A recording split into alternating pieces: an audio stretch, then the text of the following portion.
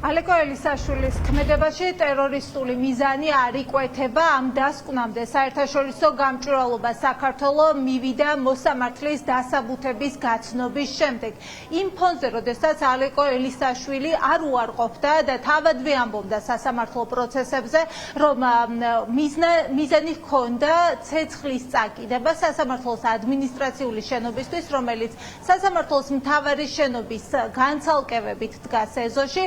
ამაში მოსამართლემ დაინახა არა სხვისი ნივთის დაზიანების მცდელობა, არამედ ტერორისტული აქტი.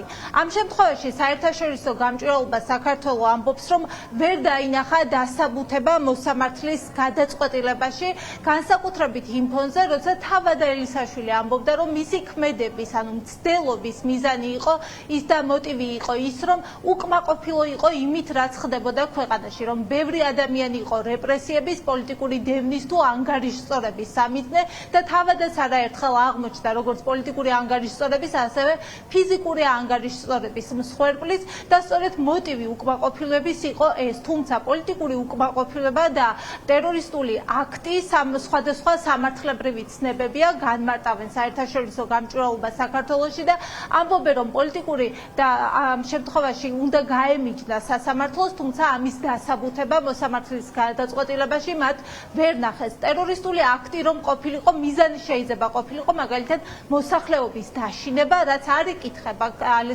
ალეკო ელისაშვილის ქმედებებში, ის ღამით მივიდა სასამართლოს ეზოში და სცადა ცეცხლის წაკითება იმ დროს სწორედ, როდესაც სასამართლოში მოსახლეობა საერთოდ არ მოძრაობდა და მაგალითად ამბობენ, რომ თუ პოლიტიკურ ვარაუდი გამოთქვა სასამართლომ, რომ იყო დესტრუქცია სახელმწიფო ორგანოების და ამის ვარაუდი დაინახა სასამართლომ, ვარაუდი არ უნდა გამხდარიყო 13 წლიან პატიმრობაში გაშვების საფუძველი.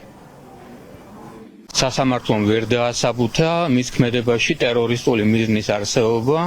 ტერორისტული მიზანი ეს არის ან მოსახლეობის დაშინება, ან ხელისუფლების იძულება, რომ შეასრულოს ან არ შეასრულოს რაღაც მოქმედება, ან ქვეყნის სიტყვაზე კონსტიტუციური სისტემის დესტაბილიზაცია ან განადგურება.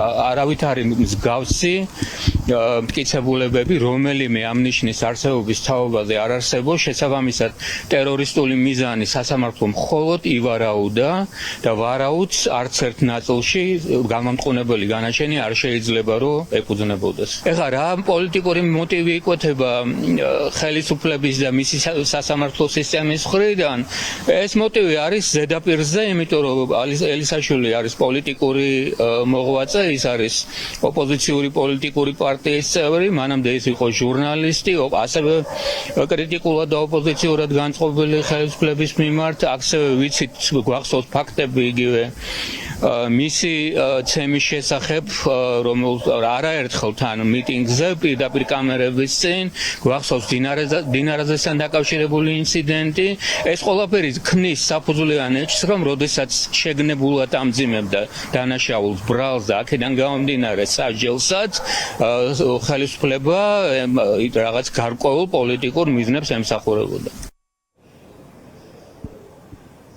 საერთაშორისო გამჭვირვალობა საქართველოს ეს ყველაფერი აძლევს იმის თქმის საფუძველს, რომ ელისაშვილი არის პოლიტიკური პატიმარი, სწორედ ამაზე საუბრობენ მისი ოჯახის და ინტერესების დამცველებიც, ადვოკატებს ამ ეჭვს, რომ პოლიტიკური პატიმარია და პოლიტიკური მოტივით ისჯება ელისაშვილი, აძლევს ამის თქმის საფუძველს ისიც, რომ თავდაპირველად გამოძიება დაიწყო სხვისი ნივთის დაზიანების მუხლით, თუმცა მას შემდეგ, რაც შალვა პაპუაშვილმა ტერორისტულ აქტად მოიხსენია ელისაშვილის ქმედება, რამდენიმე საათში პროკურატურამ ბრალი გადააკვალიფიცირა სწორედ ამ მუხლით და შესაბამისად ეს ყველაფერი ერთობლიობაში უდასტურებს ელისაშვილის ადვოკატებს, რომ ის სწორედ პოლიტიკური მოტივით ისჯება. საერთაშორისო გამჭვირვალობამ დაადასტურა, რომ ალეკო ელისაშვილს არ ჰქონდა ტერორისტული მიზანი. ჩვენ შესაბამისი მტკიცებულებებით წარვადგინეთ სასამართლოში, საპასუხოდ ბრალდების მხარის მხრიდან არანაირი მტკიცებულება არ იყო წარმოდგენილი, თუმცა რა თქმა უნდა სასამართლომ გაითვალისწინა მხოლოდ ბრალდების პოზიციები, რომელიც იყო ნაკარნახები ქართული ოცნების მხრიდან. იმიტომ რომ მოგეხსენებათ, რომ კვალიფიკაცია ზუსტად პარლამენტის თავმჯდომარის შალვა პაპუაშვილის განცხადების შემდგომ შეიცვალა.